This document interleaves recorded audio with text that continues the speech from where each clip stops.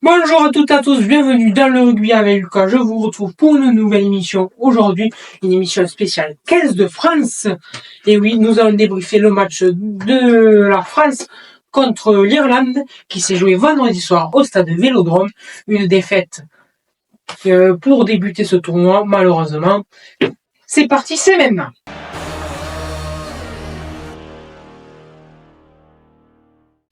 Alors déjà, on va commencer par les résultats de ce week-end, parce qu'il y a eu aussi du top 14. Alors on va commencer avec le tournoi Destination. Alors du coup, la France qui a perdu 17-38 contre l'Irlande. L'Italie qui a joué chez eux, et l'Italie qui a perdu 24-27 contre l'Angleterre. Et ensuite, pour terminer la journée du tournoi Destination samedi, il y a eu Pays de Galles, Écosse, et les Écossais sont allés gagner au Pays de Galles sur un score de 26-27. Ça, c'était le résultat du tournoi 6 nations. Maintenant, passons au résultat du top 14. Alors, Perpignan qui s'est largement imposé face au Racing 26-5. Oyonnax qui a perdu chez eux contre le Stade français 19-23. Clermont qui s'est largement imposé 38-21 contre Lyon. La Rochelle qui a gagné contre Montpellier 18-10.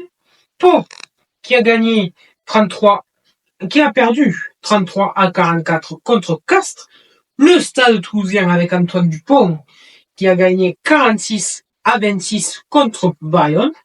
Hier soir, il y a eu Toulon qui a perdu sur leur pelouse contre l'Union Bordeaux-Bègles 32-37. Voilà le classement du top 14. Le Stade français premier, Toulouse second, troisième Bordeaux, quatrième Racing, Toulon cinquième, Clermont sixième, septième Castres, huitième La Rochelle, neuvième Pau, Bayonne dixième, Perpignan onzième, Lyon qui se sort de la zone rouge et qui est 12e, Oyonnax 13e et toujours les bons derniers Montpellier 14e. Voici et voilà les résultats de ce week-end rugby. Très beau week-end rugby. Maintenant passons directement au match. Le débrief de France-Irlande. C'est parti.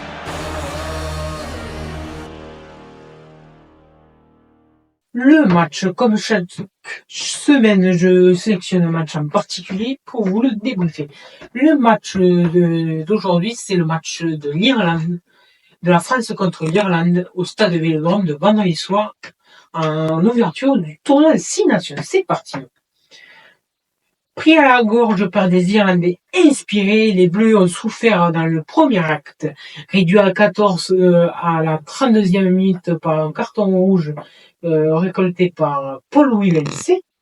Les Irlandais vifs inscrivent des essais par Gibson, Park et Byrne à la 30e et à la 16e. À l'approche de la pause, les Français subissent et sont menés 17-3 jusqu'ici sevrés de ballon.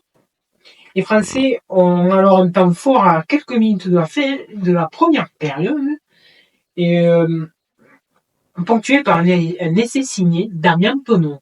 Ils reviennent à la pause, ils reviennent au score à 10-17 à la 40e, mais la seconde période fut dramatique.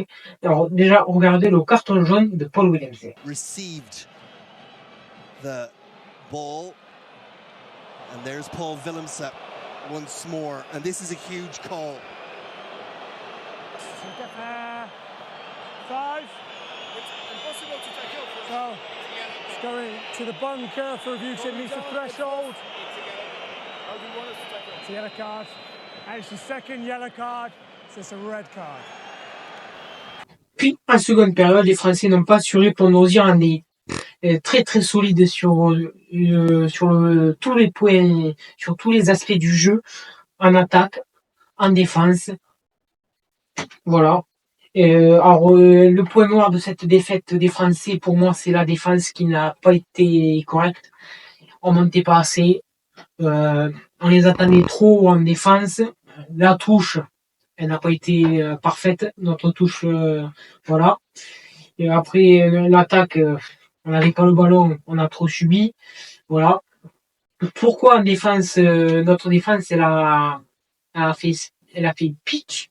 Parce qu'en fait, les Irlandais, quand ils ont le ballon, ça joue dans le dos de la défense, ça joue de partout, et ils n'ont pas réussi les Français n'ont pas réussi à les contrer en attaque. Voilà. Et voilà. Une défaite. Maintenant, il faut qu'ils se remobilisent pour aller jouer à Murrayfield en Écosse, un match qui va être très très tendu. Voilà. Mais on espère que nos Français vont réussir à gagner et se remettre la tête à l'endroit et très rapidement. Voilà pour le match. Maintenant, on va passer aux infos.